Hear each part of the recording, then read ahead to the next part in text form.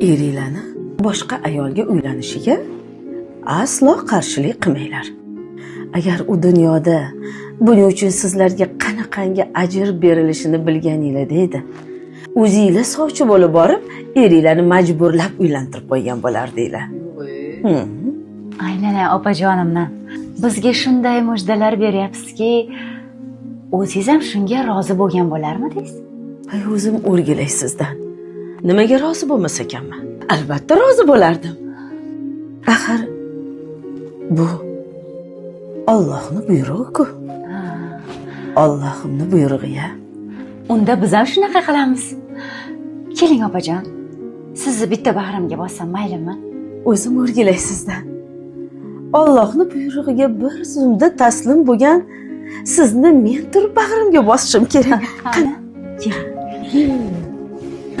Aylanay opaginamdan. Alloh rozi bo'lsin sizdan. Opajon, aslida anchadan beri men sizga kundoshman.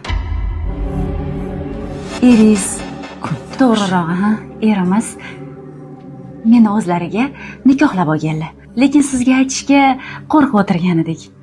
Hozirgi suhbatingizdan shunga amin bo'ldimki, siz shariat amriga taslim bo'lgan jannatiy ayollardan ekansiz. Voy, sen chippillar nimalar deyapsan? Qanaqa kundosh, qanaqa ering?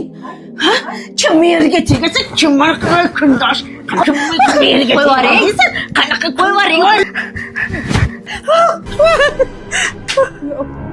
Ayollarga turing. Hay opa, tuzimisiz?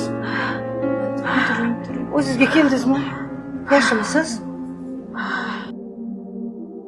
Suvchi. Yo'qol ko'zimda. Turq sovuq.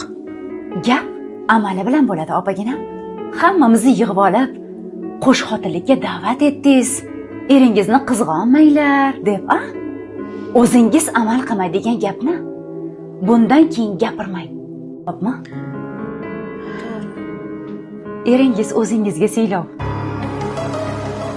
Bir sinovga yaramagan oqila.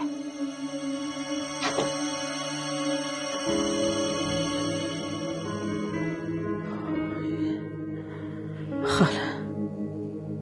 Nayrang bu? Yashamagur. Yashamagur.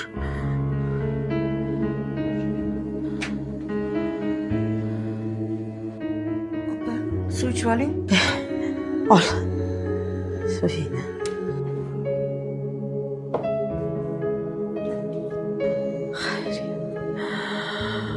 Voy, xayriyat.